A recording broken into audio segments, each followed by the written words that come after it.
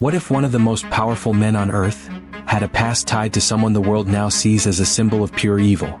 Not rumors, not internet conspiracy theories, but documented connections, photographs, quotes, shared spaces. A relationship that once looked normal but today feels deeply unsettling. Because this isn't just about Jeffrey Epstein. And it's not just about Donald Trump. It's about something much bigger. Power, influence, and a system where the rules might not apply equally to everyone. In 2016, Donald Trump positioned himself as something different. Not a politician, not part of the system, but someone who would expose it, drain the swamp. That was the promise. And millions believed him. Because people were tired of corruption, tired of elites, tired of feeling like the system was rigged. But then, just a few years later, a name from Trump's past came back: Jeffrey Epstein. In July 2019, Epstein was arrested again. For many people it felt sudden. But this story had been building for decades. Because Epstein wasn't just another criminal. He was connected, deeply connected, to billionaires, to celebrities, to politicians, to royalty. And as investigators began reopening his case, they started uncovering something disturbing. This wasn't just one man acting alone. This looked like a network. And when the public starts hearing words like network, they start asking questions. Who knew?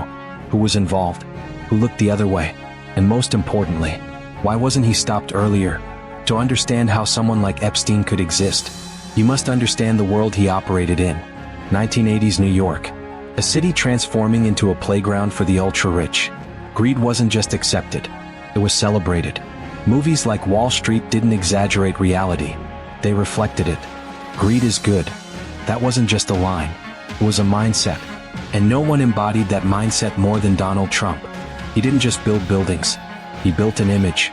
Gold letters on skyscrapers, luxury hotels, casinos, private jets, media attention everywhere he went. Trump turned wealth into entertainment. He understood something most businessmen didn't. Fame itself was power, and he mastered it. Epstein, on the other hand, was different. He wasn't loud. He didn't chase headlines. In fact, for a long time, no one really knew how he made his money. His background was unclear. A former teacher, a Wall Street connection, then suddenly, a man managing money for billionaires, but without a public track record. That mystery was part of his power. By the late 80s and early 90s, their worlds overlapped. New York elite circles, Palm Beach high society, exclusive parties, private events. They were seen together multiple times. Photographs, videos, public appearances. At the time it meant nothing unusual. Just two wealthy men moving in the same social orbit. There are documented moments, like a 1992 party at Mar-a-Lago, Trump hosting, Epstein attending, footage showing them talking, laughing. Another moment, Trump's wedding in 1993, Epstein listed among the guests. These weren't hidden connections, they were public, visible, normal for that world. Now again, this matters. Being seen with someone does not mean being involved in their crimes. And at that time, Epstein's full actions were not publicly known. But looking back today, those connections feel different. Throughout the 1990s and early 2000s, Epstein expanded his network. Scientists, politicians, royal figures, business leaders. He positioned himself as a connector, a gatekeeper to elite circles, someone who could open doors. One of the most talked about moments came in 2002, when Donald Trump gave a quote about Epstein, calling him a terrific guy and mentioning his preference for younger women. At the time, it didn't create outrage. Today, it's one of the most revisited details, because context changes everything. Then came 2008. Epstein was charged in a case involving underage victims. What shocked people wasn't just the allegations, but the outcome. A plea deal that many later described as extremely lenient. Limited jail time, special privileges, work release, private arrangements. To many observers, it didn't look like justice. It looked like protection. But here's the key point. This happened before social media exploded, before viral outrage culture, before constant online scrutiny. So the story didn't fully break into public consciousness, and Epstein quietly returned to his world. Then 2019 happened. New investigation, new charges, new evidence. This time, the world was watching closely, and the story spread globally within hours. When authorities searched his properties, They reportedly found massive amounts of disturbing material, evidence suggesting this was far bigger than previously known. And suddenly, this wasn't just a scandal. It was one of the biggest criminal cases of the decade. As the case exploded, old connections resurfaced. Photos, videos, quotes, mentions. And Trump, now president, was asked about Epstein. His response? Distance. I wasn't a fan. I haven't spoken to him in years. But the public noticed something. The shift from past familiarity to present denial. And that contrast raised questions. Not proof, but suspicion. Then came the moment that changed everything. August 2019. Just weeks after his arrest, when the entire world was watching, when pressure was building for one of the most explosive trials in modern history, Jeffrey Epstein was found dead inside his jail cell. The official ruling came quickly.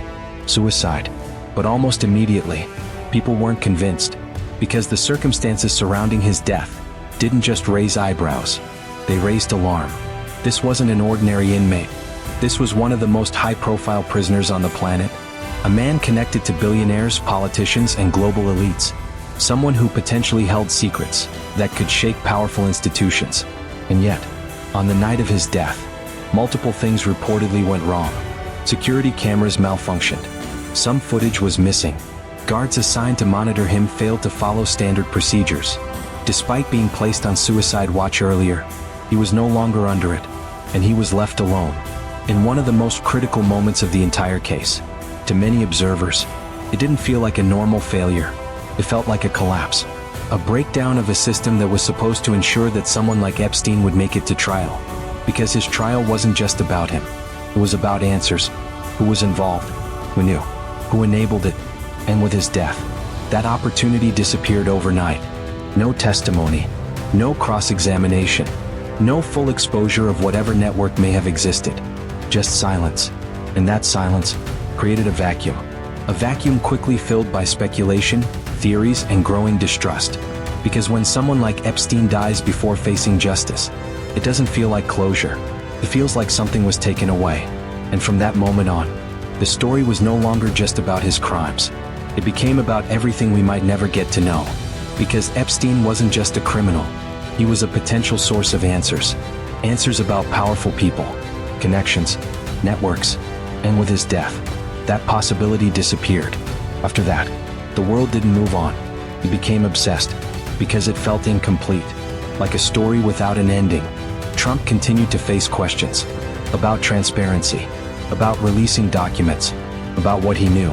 At times he suggested openness. At other times, dismissed the topic entirely. And that's where things remain today. No definitive answers. No full closure. No complete understanding of the network. Just fragments. And that's why this story matters. Not because of one man, or two men, but because of what it represents. A system where power can shape outcomes. Where influence can delay consequences. Where some people seem untouchable. Because in the end, the most disturbing part of this story isn't just what happened. It's what didn't happen. No full accountability. No complete truth. No real closure. And maybe that's the real story. Not just what we know, but everything that was left unanswered.